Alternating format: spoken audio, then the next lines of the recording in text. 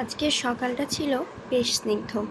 তখনও ভোরের আলো ফোটে নাই। সকালবেলার ঘুমটা একদমই ভাঙতে চায় না, কিন্তু কি আর করা, সকালের আড়মোড়া ভেঙে হাতের কাছে যা পেয়েছি তাই দিয়ে নাস্তা তৈরির জন্য লেগে পড়লাম। সকালের নাস্তায় যে রুটি পরোটা বা ডেলিশিয়াস কিছু বানাবো তার কোনো সুযোগই নেই। অনেকটা পথ পেরিয়ে তারপরে অফিস, তাই বাসায় কিছু ফল আর ডিম ছিল।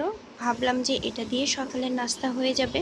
ব্রেড ছিল, কিন্তু কেন জানি সকাল সকাল রুটি খেতে ইচ্ছা করছে না। সকালবেলা রেডি হতে গিয়ে মনে হয় 2 হাতের জায়গায় যদি 4টা হাত থাকতো তাইলে খুব সুবিধা হতো। ডিমগুলো চুলায় দিয়ে দৌড় দিয়েছি বাথরুমে। ফ্রেশ হয়ে রেডি হয়ে এসে ডিমগুলো তাড়াতাড়ি করে কেটে এরকম করে ফলগুলো কেটে সুন্দর করে সাজিয়ে নিলাম। কোনোদিন দুজন মিলে বসে তাড়াতাড়ি করে খেয়ে নিই, আবার কখনো কখনো দেখা যায় যে বেঁধে নিয়ে চলে যায়। ফল কাটতে কাটতেই বসিয়ে দিয়েছি চায়ের পানি। 1 কাপ চা ছাড়া তো সকালবেলা কেমন জানি একদমই ঘুম ভাঙে না। কাজে মন বসানোর জন্য সকালবেলার এই 1 কাপ চাই কিন্তু যথেষ্ট। 7টা 5-এর গাড়িতে যখন চেপে বসি তখন ঢুলতে ঢুলতে একদম অফিসে পৌঁছে যায়। প্রতিটা দিন যদিও এরকম করে নাস্তা করার সুযোগ হয় না, মাঝে মাঝে না খেয়েও দৌড় দেই। ইস, স্নিগ্ধ এই ভোরটাকে যদি থামিয়ে দিতে পারতাম, প্রিয় মানুষটার সাথে 1 কাপ চা হাতে বেলকুনিতে বসে গল্প করতে করতে সকালটা ফুরিয়ে যেত, কতই না ভালো হতো।